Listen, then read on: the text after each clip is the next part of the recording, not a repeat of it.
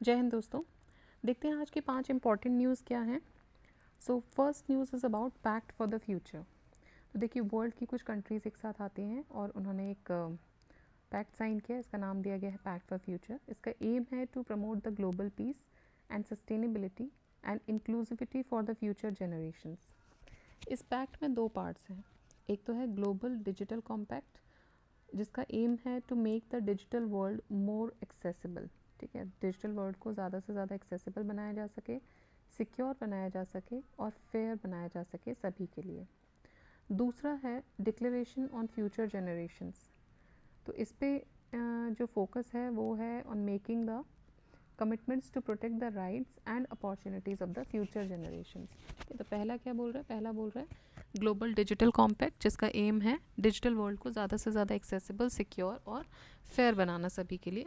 दूसरा है declaration for future generation which focuses on making the commitments to protect the rights and opportunities of future generations. Pact was adopted by a consensus among 193 member assembly by world leaders. ठीक है, तो 193 members के द्वारा ये pact adopt किया गया, मतलब कि मोर और लेस सारी ही कंट्रीज़ इसमें इंक्लूड हुई हैं। उनके वर्ल्ड लीडर्स ने इसमें पार्टिसिपेट किया था। So this is pact for the future. Next जो इम्पॉर्टेंट न्यूज़ है वो है रिगार्डिंग द मनकीडिया ट्राइब या मनकीडिया कम्युनिटी। तो देखिए ये जो कम्युनिटी है ये मेजॉरिटी ऑफ द पोर्शन ये उड़ीसा में पाई जाती है। अभी ये न्यूज़ में क्यों थी? क्योंकि इस कम्युनिटी को हैबिटेट राइट्स दे दिए गए हैं। ठीक है, हैबिटेट राइट्स दे दिए गए हैं और इसी के साथ ही ये 6th PVTG बन जाएगी, जिसको ये रिकॉग्निशन मिला है under the FRA, that is forest right act 2006। इस रिकॉग्निशन के साथ ही जो ये ट्राइब है इसको अलाउ कर दिया जाएगा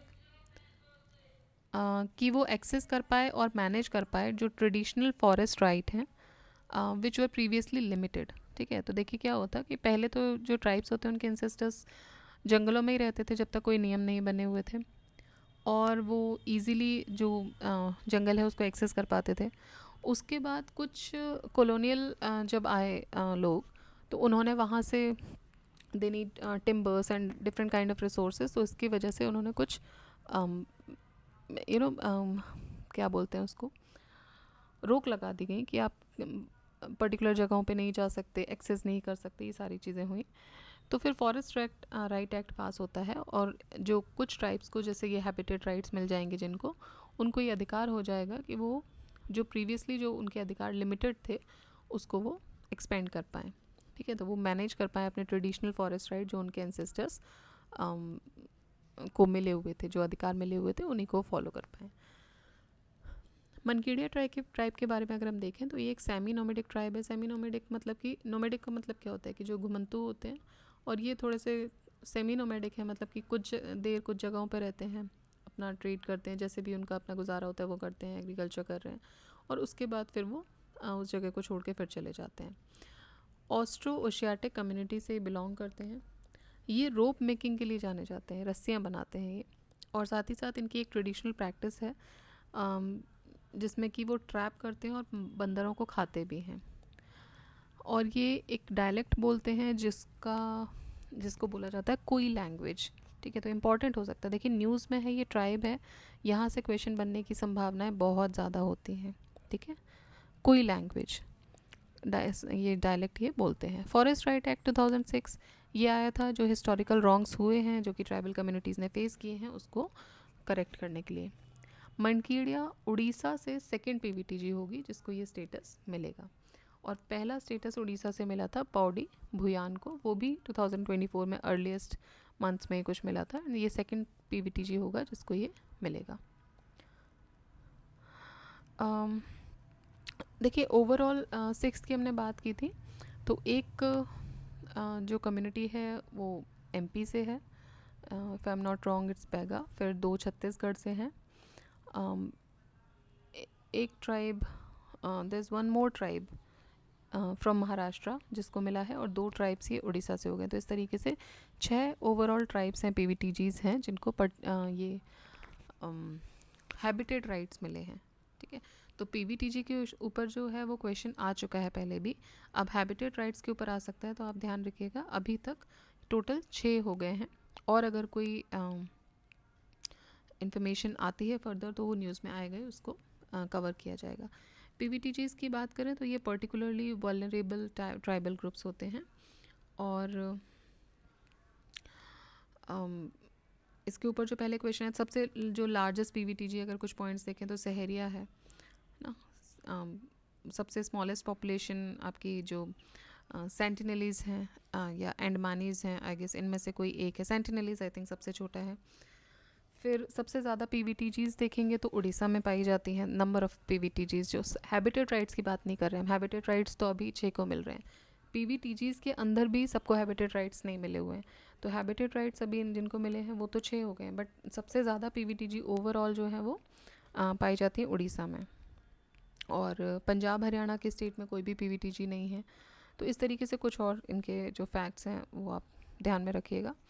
और मिनिस्ट्री ऑफ ट्राइबल अफेयर्स होती है जो कि इसको रिकॉग्नाइज करती है। ऑलराइट, अब देखते हैं नेक्स्ट न्यूज़ क्या है जो आज के लिए इम्पॉर्टेंट है। वो है वर्ल्ड फ्री जोन ऑर्गेनाइजेशन।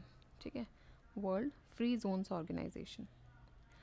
तो वर्ल्ड फ्री जोन्स ऑर्गेनाइजेशन का 10th एडिशन था, और ये ऑर्गेनाइज़ किया गया मदीनत जुमेरा दुबई में। ये हुआ था 23 से 25 सितंबर में। तो इसमें क्या है, ये जो सारे लीडर्स हैं और एक्सपर्ट्स हैं फ्री जोन से, या फ्री ट्रेड जोन्स भी बोल सकते हैं, ये एक तरीके के स्पेशल इकोनॉमिक जोन्स के अंदर का क्राइटेरिया होता है। तो यहाँ से सारे लोग इकट्ठे हुए, लॉजिस्टिक्स और ग्लोबल ट्रेड वाले लोग, और इन्होंने एक मीटिंग, एक ऑर्गेनाइजेशन, ये 10th एडिशन इसका ऑर्गेनाइज़ किया। इसकी थीम थी zones and the shifting global economic structures, unlocking new investment avenues. Primary goal की बात करें तो इनका प्राइमरी गोल था to explore the recent trends, new technologies and innovation that affects the free zones. India का भी एक बहुत सिग्निफिकेंट रोल है in this free zone congress, with several Indian companies and free zones taking part. ये establish हुआ था, WFZO free zone organization establish हुआ था 2014 में, और ये दुबई बेस्ड ही है। फ्री जोन्स बेनिफिट्स प्रोवाइड करते हैं जैसे कि tax incentives, customs advantages, regulatory exemptions वगैरह। तो ये बेनिफिट्स यहाँ से प्रोवाइड किए जाते हैं। ठीक है, बाकी देखिए जो फ्री जोन्स हैं उनको रिकॉग्नाइज़ किया जाता है ग्लोबली, एक टूल है ये डेवलपमेंट का, इकोनॉमिक प्रॉस्पेरिटी का। तो ये सारी चीज़ें इसमें रिकॉग्नाइज़ की जाती हैं। नेक्स्ट देखते हैं ओशियन 24। ओशियन 24 क्या है, तो रशिया और चाइना ने स्टार्ट किया एक लार्ज स्केल नेवल एक्सरसाइज जिसका नाम दिया है ocean 24 in the sea of Japan. और ये क्लियर साइन दिखा रहे हैं इन दोनों ग्लोबल पावर्स की अलायंस का, कि एक शिफ्ट देखा जा सकता है फ्यूचर में ग्लोबल पावर और उसके अलायंसेस में, बिकॉज ये रशिया और चाइना की जो नेवल एक्सरसाइज है ये ओशियन 24, ये हुई थी सितंबर 10 से लेकर 16 तक। एंड इनकी जो एक्सरसाइजेज ये अभी हुई थी, जो कंडक्ट हुई थी, they are considered the biggest in the last 30 years. तो पिछले 30 सालों में होने वाली सबसे बड़ी एक्सरसाइज में से ये था। सी ऑफ जापान के अलावा ये एक्सरसाइज ने कवर किया था पैसिफिक, आर्कटिक, मेडिटेरेनियन, कैस्पियन और बाल्टिक सीज को भी। ठीक है, तो ओशियन 24 याद रखिएगा, किसके बीच में, रशिया और चाइना के बीच में। और क्या है ये, नेवल एक्सरसाइज है। Advanced light weight bullet proof jackets. देखिए DRDO और IIT दिल्ली की मदद से अभेद बुलेट प्रूफ जैकेट बनाई गई है, और ये एक तरीके की advance light weight bullet proof jacket है जिसका नाम रखा गया है अभेद, जिसको कोई भेद नहीं सकता। ये स्पेशली डिज़ाइंड जैकेट है जो कि 360 डिग्री प्रोटेक्शन देगी वेयरर को। इसका वेट है अराउंड 8.2 से 9.5 kgs, depending on the protection level as set by the Bureau of Standards. और ये एडवांस्ड पॉलीमर और बोरोन कार्बाइड सिरेमिक्स से बनी हुई है, जो कि दोनों ही स्ट्रॉन्ग भी होते हैं और लाइट मटेरियल भी होता है। तो अभेद अगर आता है, अभेद क्या है, तो अभेद एक बुलेट प्रूफ जैकेट है, किसकी मदद से बनाई गई, DRDO और IIT दिल्ली की मदद से। ठीक है, और इसके जो स्टैंडर्ड सेट करते हैं, ब्यूरो ऑफ इंडियन स्टैंडर्ड्स इसको स्टैंडर्ड सेट करता है कि किस रेंज में ये होगा और कितना प्रोटेक्शन लेवल होना चाहिए। नेक्स्ट देख लेते हैं क्वेश्चन ऑफ द डे क्या है। तो recently Asia power index publish हुई और उसमें इंडिया ने सरपास किया एक कंट्री को, और उसी सरपास करने के साथ ही वो 3rd पोजीशन पे आ जाती है। तो आपको बताना है कि एशिया पावर इंडेक्स में इंडिया ने कौन सी कंट्री को सरपास करके 3rd पोजीशन पे आई है। ठीक है. सो this is the question of the day. So these were the 5 important news which were published for the day. Keep reading, keep revising. Jai Hind, Jai Bharat.